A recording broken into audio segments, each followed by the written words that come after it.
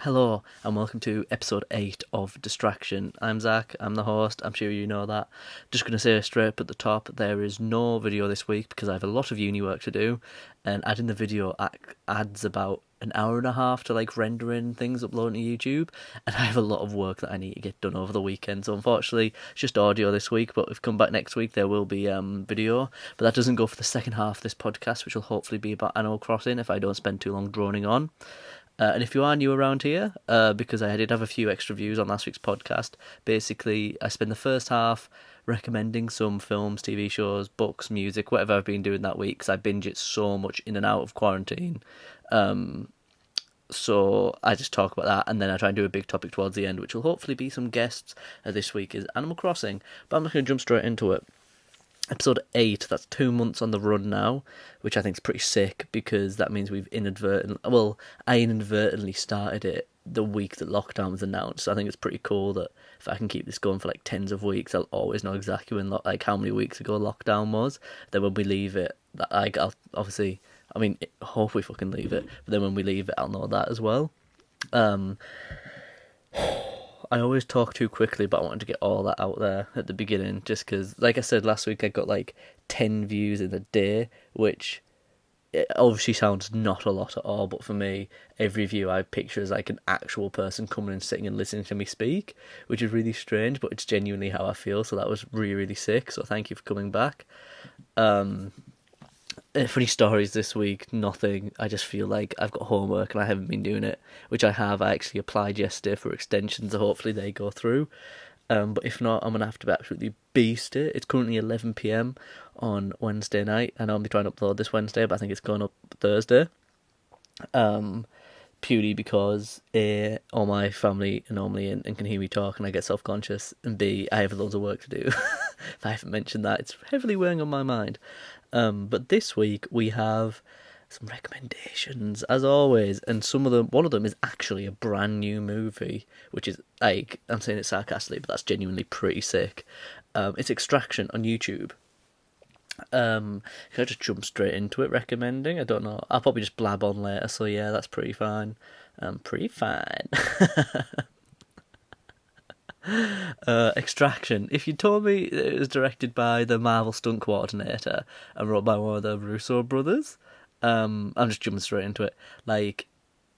I probably would have bummed it more, being like, oh my god, this is so cool, but I watched it without realising that. It's available on Netflix, if I didn't say that. It's brand new out. It's got starring Chris Hemsworth, like I said, directed by the guy who does all the stunts for Marvel since Civil War. So and I really hated it at first. It has a proper yellow tinge, and it's just not generic, but it's your bog standard action film. It didn't make me really feel for the characters. I wasn't happy or sad in any of the areas of the film. And I came out, and I was like, I came out like it was a movie theatre. I sat up in bed. But it's a story of a man helping a kidnapped kid. Basically, a kid gets kidnapped in India, and then Chris Hemsworth goes in and has to save him. Then things happen, like any action film. And at the beginning, I didn't really like it when I came out. I was like, that's fair, it's pretty good. To be fair, the stunts were fantastic, and all the story was told through the action, which was actually pretty amazing.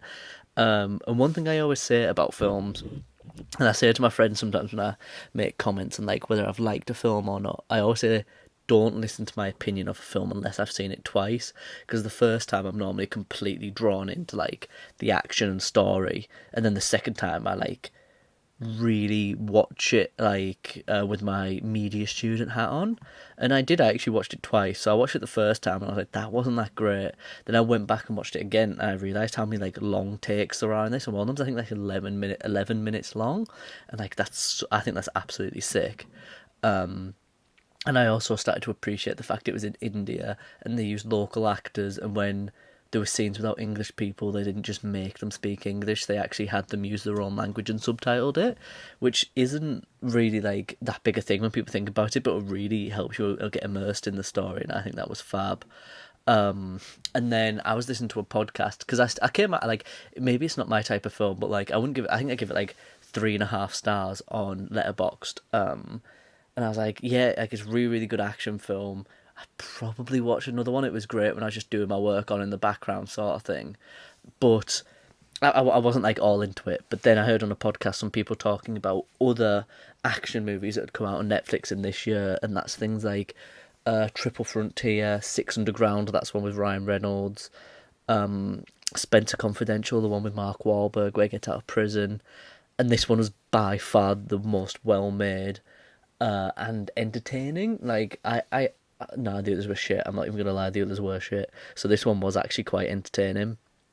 So for that, I'd say this is the best action movie Netflix has made, and I they're getting better and better every time. So they're getting better and better every time. So I really can't complain. But yeah, when you watch it, I'm not going to spoil anything, but definitely watch out for the long takes. And like little behind the scenes. At one point, there's a car chase. Sorry if that's a spoiler. And the way they filmed it was because obviously the director is a stuntman. They strapped into the hood of a car and then drove them through this village, and he was just on the front filming it, and it's so sick. Like when you see it, there was a few action shots that really made me go like, oof, like whoa, what the fuck.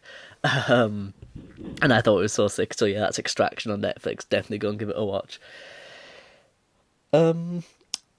I'm just thinking because I saw one of my friends from uni. He posted on Facebook that he just started a podcast about music, and I was always like, it's really strange that I don't post it anywhere apart from my Instagram to like basically my close friends. And I was like, why is that? And it's because, I mean, full front up, I'm like not embarrassed, but I'm scared to share this podcast because it's by far of anything I've ever posted on the internet the thing that's most real, and all my actual opinions and stupid segues and like the thing that I'm actually most excited to do. So that's why I don't share it many places. And also I was like, how can I define the podcast if I had? Because I was looking to put it on Spotify, and I was like, how do I define this podcast to put into a little section that people would understand? And I think I'd have to go like TV and film centered most likely, and then like just suggestible podcast sort of thing. And I don't know how I feel about that. I always wanted a TV and film podcast, but then lots of my films are lots of my films. Lots of my friends aren't into TV and film, and I always wanted all my friends to listen to it. So I've always tried to like mix things up and do different things. But I'm starting to like.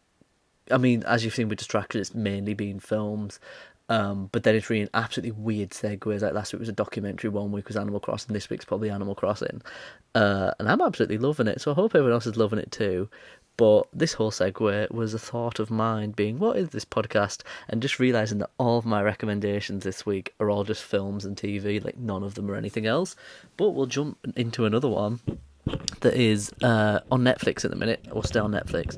Basically, they've just added a load of new stuff because it's a new month. And New Girl, the first 7 seasons of Modern Family, and a film, The Man from U.N.C.L.E. I'm not going to go into them, but they're all fantastic, and you should go and give them all a watch. Like always, everything's like in the description below, so you can listen to this, and then at the end, if you want to watch it, go back and find the title.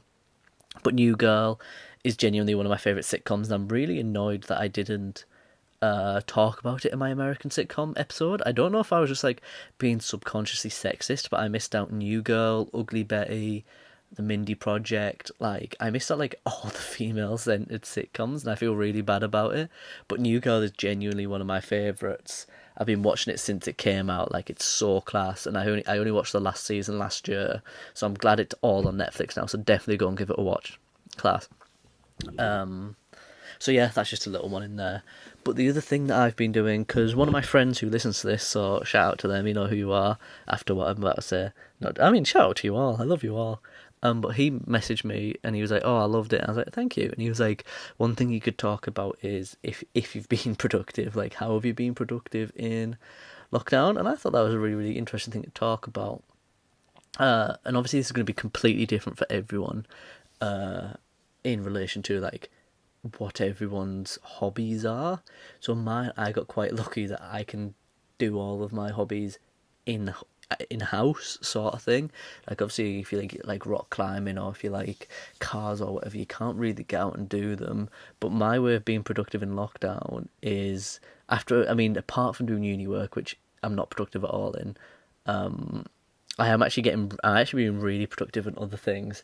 So on here, I've listened. So because I'm obviously really, really into films, I've decided that every night, because like I said, procrastinating uni work, I have a classic film. And by classic, I mean from 1970 to the year 2000, that 30-year period, which I understand isn't classic film, but to me, it's like the era of the blockbuster, the my most favorite era of filmmaking, where CG and green screen hadn't come in yet, and most things were filmed practically, and I absolutely love that form of filmmaking. So every night I try and do a film from that period, just to, like, I don't know, give me inspiration, makes me feel happy, and also catch up on a lot of films which I haven't seen before, which I think everyone should see. So from this, in the last week, I've watched Clueless, When Harry Met Sally, and the Muppets movie. They're the three of my favourites from this week. And obviously Clueless, absolute teen classic. When Harry Met Sally, again, rom-com classic. I can't believe I'd never seen it. It was in a Jack Howard video, and he was doing his like top 10, what's it called, like his top 10 feel good movies, and I've never actually seen it, and it's genuinely now one of my favorite movies. It was so funny, and I'm still quoting it like now, and no one probably cares because it came out like 20 years ago, and it's like everyone's already seen it. But I'm actually quite excited that I waited till now to watch it, and I got to like experience it now, and I actually like understood the jokes, the humor. Because if I watched it when I was like 10, I wouldn't have got any of the sex jokes sort of thing. But yeah, when I Met Sally, that's like a 10 out of 10 recommendation. And then also the Muppets movie. So I started watching something on Disney Plus called Prop Culture, or Prop Makers, something like that. And it's about getting original Disney props and taking them to people out of the films. And like one thing I love about films, and like I said, from this era of filmmaking, it's not all shot on a screen. So at the end of the film, there's loads of costumes and props and matte paintings and like pictures from like the backgrounds. And I absolutely love that about the like those films. And there's a website called Prop Store which auctions off loads and loads of things from old films. And obviously they go for like thousands of pounds, but there's so much stuff I've almost bought. The things I almost always almost buy are normally things from stop motion films as well, from like the Pirates, Wallace and Gromit, Coraline, that sort of thing. Because I think those are just absolutely sick. But where was it? Oh yeah, so I was watching this episode of the Prop Makers, and they did one on the Muppet movie. So he went and found lots of the original props from the original Muppet movie. It came out in, I think it was like 1979, and I've like obviously always loved the Muppets. Everyone loves the Muppets, but I watched a documentary recently about Jim Henson, and I was like he is my absolute role model. He was just such a fun guy. Like he like his goal in life was to like have the magic and the fun, and just show it to as many people as he could. And like the way that people describe if he had Kermit with him, obviously if people don't know, he obviously created the Muppets, and he voiced Kermit the Frog. Just in case anyone didn't know. um and so apparently, like if you had a conversation with him and Kermit was there, there'd be three people in that conversation because Kermit would also have his opinion. I thought that was just so funny. So I watched the original Muppet movie, which I haven't seen in years and years, and it still stands out for being so funny. The filmmaking techniques that they use are actually extraordinary, because obviously when the Muppets dance, it isn't just digital. Like they actually have someone in a crane 30 feet in the air with this fishing wire, like making these Muppets dance when they can't get underneath them. Voice breaks, and it only ever happens on the podcast, and I really don't know why. Like I can have voice calls for hours with people, and I never have one voice break. And then when we're on the podcast, it happens all the time. But no, so the Muppet movie, another 10 out of 10 recommendation, and I've been going through all of those Muppet films because I just really love the aesthetic of Jim Henson and his life mantra, if that's the correct word, so I'm not just trying to sound clever. And I've just been watching all of his sort of work, and I really want to get a Muppet made of me. So if anyone knows how to do that, I'd love to get a life-size Muppet made of me. I think that would be so funny. And I'd love to make like a short film with puppets, Muppets. I just think I can just imagine having my friend Barney star in it, and I just think he'd interact really, really well with puppets. I think it's what he's been born to do. So yeah, if anyone has any creative skill and can make me one, or knows someone who can, oh my god, there's a massive moth in my room that is scared the absolute hell out of me. Mm. But anyway, oh my god, Jesus. Sorry, this is like, oh my god, is actually fluttering around my head, and I want to kill myself. I'm not editing this out. You know what? I'm not. It's true to life podcasting, and this is what I'm here to do. Oh my god, go away. Right, I can't. This has been like 30 seconds of it. So the next thing was, as you know, also in the American sitcom episode, I went on for a while about how Scrubs is my favourite ever sitcom, and how last season lets it down. I've recently just rewatched the last season, season 9, and also season 1 to 9 are now on Channel 4 on 4OD, so everyone can go and watch them. So you now also have no excuse to not go and watch that. And I still think that season 9 is the best season. No, sorry, not season 9 is the best season. I still say that Scrubs is the best sitcom, and anyone who says no because season 9 was absolutely terrible, I'm counting season 9 as a completely separate show because it's called Scrubs Medical School. So I don't think that it actually counts as being in the same like seasonal run as the original Scrubs. So I think Scrubs is season 1 to 8, and Scrubs Medical School is its own season. So I still maintain that Scrubs is the best American sitcom out there. The last recommendation I'd like to talk about is The Midnight Gospel, and this is something I've only seen 4 episodes of. I don't think there's actually that many episodes though, and I haven't wrote down his name. But basically, a man has a podcast. And I believe he does a lot of hallucinogenics on it, and he does lots of drugs. I'm only guessing. And Netflix has done this thing where they've taken clips from the podcast, and he's created an animated show around these clips. But like, when you know that, it's so cool. So he like creates an opening in the first episode. It's the person he's talking to is portraying in this animation the president, and they're getting overrun by zombies. So they set it up in the first minute, and then there's like a 15-minute clip from their podcast where they're just having a conversation normally, but he's such a good, I don't know, storyteller or creator that he sets up this whole story. So the story in the animation is completely different to the story they're telling you, and it's just really, really entertaining to watch. That's called The Midnight Gospel. My friend Harry told me about that, and I saw it like in a few places on Instagram, but definitely give it a go. It's something just easy to watch if you want it on the background when you're doing your work, because also you can just listen to it because it's like clips from a podcast. But 10 out of 10, absolutely recommend, absolutely fab. But yeah, that's all my recommendations from this week. I hope I didn't rattle on too much, and sorry for that like 30-second period where Moth tried to kill me, but I was really not scared. No, I was a bit scared. It was fucking awful. I wish Alice was here to give that moth to. Might save it and take it around a house. But anyway, thank you for listening to my recommendations. I'm now probably going to insert a clip of me on Animal Crossing. I'm currently trying to get a 5-star on my island, but for some reason, I can't. Like, genuinely, they tell me, oh, you have too much stuff cluttering the place, like, pick it up. And I picked up every motherfucking piece of anything I found on the floor. Then they said, you don't have enough aesthetic things, so I put loads of new aesthetic things out. They were like, oh, try and crafting some instead of buying them. So I crafted like 15 things and put them out. And then they were like, oh, you should buy some stuff from Nookstop. So I bought some stuff from Nookstop. And then it was like, have you tried crafting things? And I just don't understand what, like, I feel like there's one thing that I haven't done. Have I not customized something? Have I not done something that's led me to not get a 5-star island? And it really annoys me. But anyway, this is going to be a little tour of my island updated. If you want to see how I originally had my island, go back to episode 4 where how my island was a month ago, and you'll see exactly how it changed. But enjoy.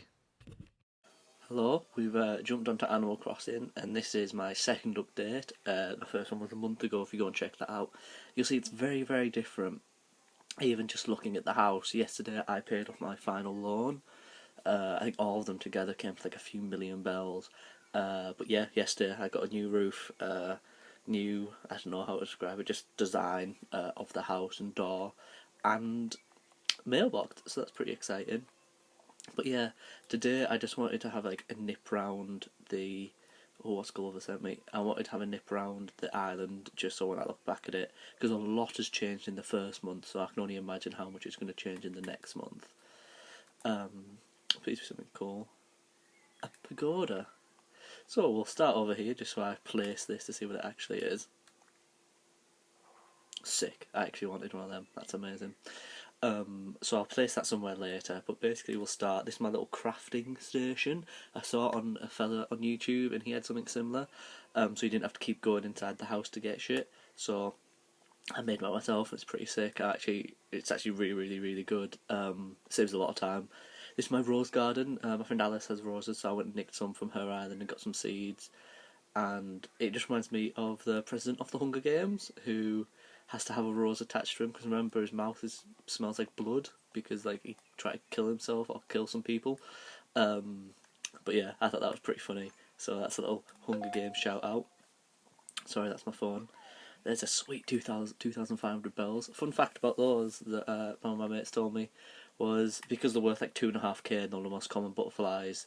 One day Nintendo just like drastically reduced the likelihood of them spawning, so you get like 10 a day to now I get like 2 maybe, which is a real shame.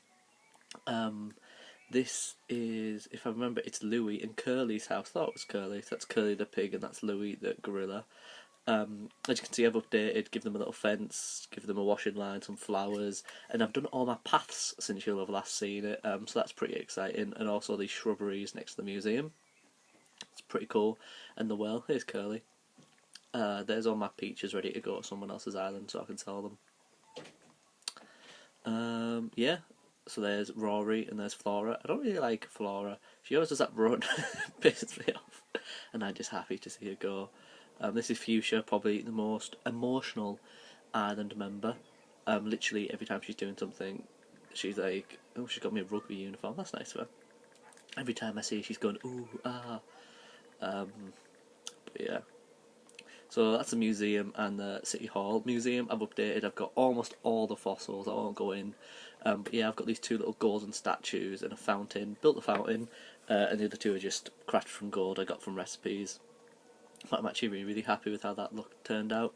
This is where you'd come out onto the island if you were visiting, so the first thing you see is the call box, then hopefully all this area would be like cleaner, and then you'd probably see the museum.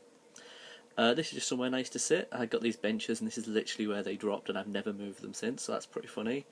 I've only added a few bits to this piece of beach because I've got another beach at the top which I've deemed like my little party area on the beach. But yeah, so I used to have the shop and the other shop here, and then I had a little garden stall area, like a little farmer's market, and then I made, what's it called? Basically, this place with all the trees. I can't remember the word for it. But I planted all these trees, and I was like, that's pretty cool. But I still had one of these stalls left, so I thought I'd make it a coffee shop within. These were all going to be apple trees, but then I couldn't have any apples, and I'm too impatient. So now they're all peach, apple, and pear, and this is where you can just sit, have a cup of coffee, maybe some fresh fruit or a cake. So this is the second area that some of my residents live. I have 3 areas. But this little pontoon, I used to have a little lantern next to it which really filled it out and made it look just about perfect in my eyes, but I actually moved it, but I have to put one back because I don't like that little space. So these are the other, this is my newest inhabitant in their brown house. Then obviously you have Fuchsia, Hans, you have Louis just there, and Rory at the end. And yeah, I think this is really, really sick. You have a little place to sit where you can have your picnic, a little foosball table to play with. You can sit under that tree, but I've actually seen a few people sit under that tree, so that's cute. Or you can just stand and read a magazine. I haven't got a chair there yet. So last time I'd done an update, this was the newest thing that I had was this bridge, and now I've got a lot of more bridges and inclines. So you'll come, that was the fountain that was outside the museum, but I've actually moved it there because not much else fits there, and I, again, didn't like the empty space with all this. I have a lot of empty space at the back, but I didn't quite like the empty space just here at the front. Then, one of my favourite dinosaurs, the T-Rex, bit basic, and I actually have a few skeletons scattered around the place. I have a few ready to scatter around the place, but this is the first one of the T-Rex, and this brings you into the shopping district. As you can see, we're open. I like to add hedges and flowers to as many places as I can because it really fills it up like quite cheaply and doesn't make it look too tacky. These are more tulips for that tree, but yeah, so this is the shopping district with a brand new Nook's Cranny, which you might not have seen before, and the Able Sisters. And these are all things off the U.N.C.L.E programme, which I'm sure you know about, but it's basically, you now get miles for doing tasks instead of bells, well, and as well as bells, so you can get different things, and I can't actually turn the camera, but this is a vending machine, a drinks vending machine, and a cotton candy machine, so that's just somewhere to sit, little plaza. And then yeah, we have these two houses, and I loved having the purple roses outside because they're a hybrid flower, and I loved having them outside the sisters before, so I had to move it with them. And I've got these nice iron fences just to make it feel a bit more, I don't know, like just a bit more built up. Like if you went to a shopping, like if you went to Teesside Park, you'd have fences around the different buildings, things like that. And then I decided to make orchard is the word I was looking for. So now you have like two more orchards. This is normally all peach trees, and this is all a collective of trees. And basically, I'm trying to get 5 stars, and to get 5 stars, one of the ways is to have a lot of fences. So that's why this stone wall is here. Not much really else to it. I'll leave going up there yet. So now I have a little trail that I saw off YouTube, and my friend Harry, and I didn't steal it off Harry, I saw it off YouTube, but this is a little trail through the trees to get to my new second bridge. And originally, if you remember, there were 2 houses here, but I always hated them because they're always a bit messy, but now they are the well, until I find something better to put here. And this, until I sold them yesterday, was a turnip field, and if you don't know how the turnip system works, it's basically like the stock market, so you buy turnips on a Sunday, then every day you get a different turnip price, and you have to try and sell them for the most money. But obviously I get like 2 pockets worth full. I can't put them in storage, so I just lay them all out here as in a turnip field, and that was stolen from Harry, so thank you for that. Then as we go into this is the second new housing district, and I just remembered that Fauna left today, so that's a shame, but she was quite annoying, and was always sending letters like, come see me, then you went to go and see her, and she was like, why are you always bothering me? So that's a bit annoying. So these are some more hybrid roses, and the gist is that if you put more hybrid roses together, I think you're more likely to get more of that colour, or a new hybrid.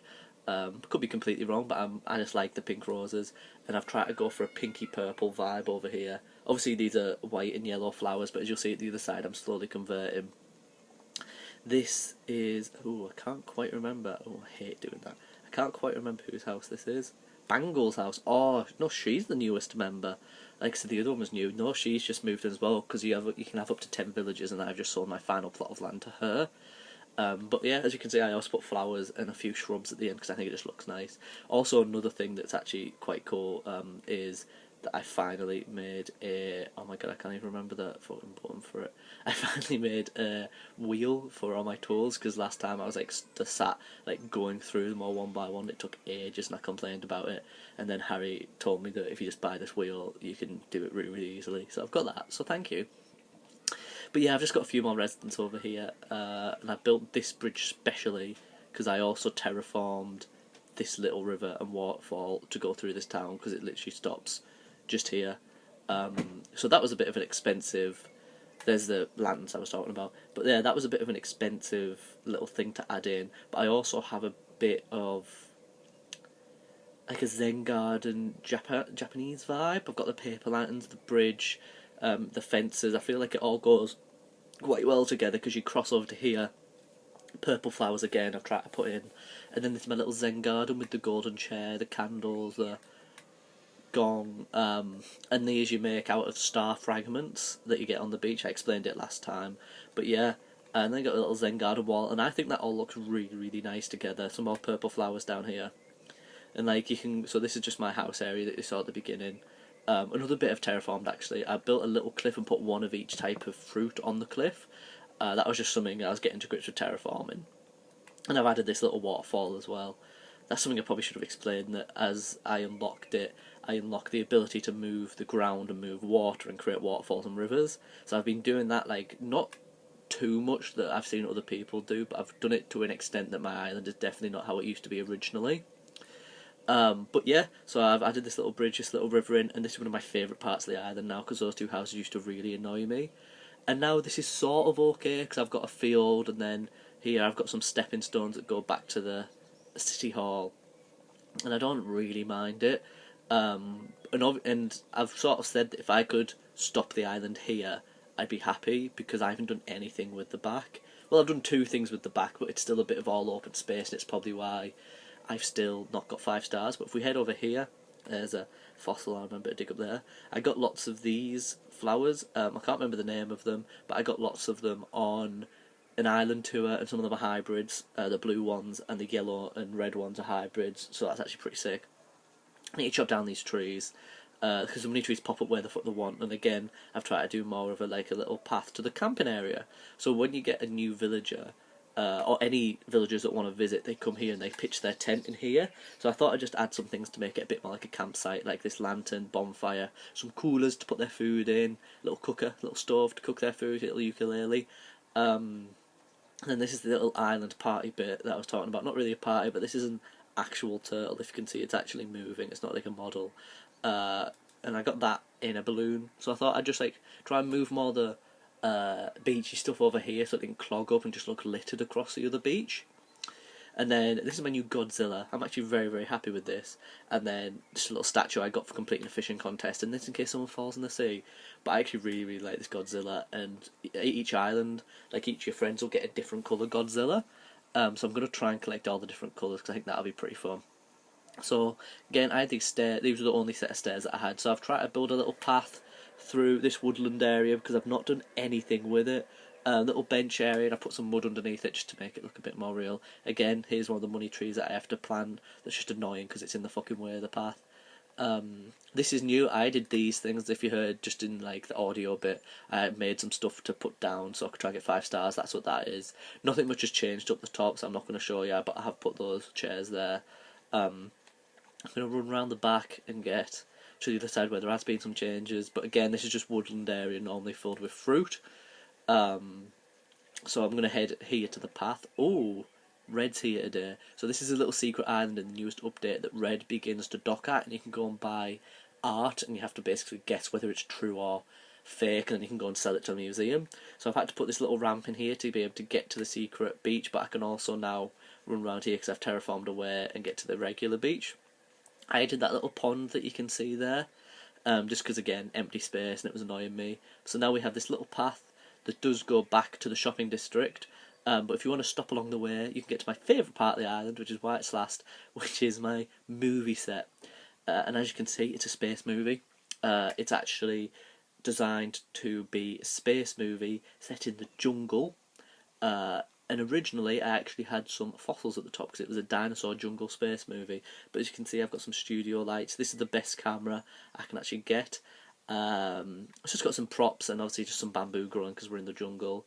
And then my favourite part is you can see just there that I actually made. I got some simple panels that you're supposed to put in your house, and I found the exact green of a green screen. Oh, and I made it green screen at the back, so you can green screen it out and put some space at the back. And I just think that's just my little pet project on the island. I think it's quite funny. And I had all this stuff, and I was like, what can I do? So I've made a little movie set. And yeah, I just think it's cool. But that is my update for this Animal Crossing. This is my 2nd month update. Just flowers everywhere, and like I said, this literally goes back to the shopping district. A lot has changed, and hopefully a lot more will change in the next month because I want to start filling out underneath my favourite part of where the residents live at the top, and then I want to put some more stuff at the top layer of the island on that third bit that I didn't show you because literally nothing's there. It's just a lake, barely any flowers, not even any trees. Oh, and my flower. What do you know? I was shopping the other day and I found something. See, they get me to give stuff to other. Yeah, of course. But yeah, so that's just the update. I'm pretty happy with how it's going. I've put about 200 hours into it at the minute, which is a lot. If people don't, just suppose, game a lot. Basically, the last New Leaf Animal Crossing that was on the 3DS, out of its 2014 to 2019 run that I played on it, I played about 200 hours. So I've absolutely bummed this game, which is why I think it looks as good as it does, if I say so myself. Obviously not as good as other people's, and it's still not 5 star, but I'm really, really pleased with it, and I know it's only... Oh no. Guess that's it. And I'm really, really happy with how it's going. Yeah, also just there you can see my little mask. You know, social distance, lads. Keep it in the game.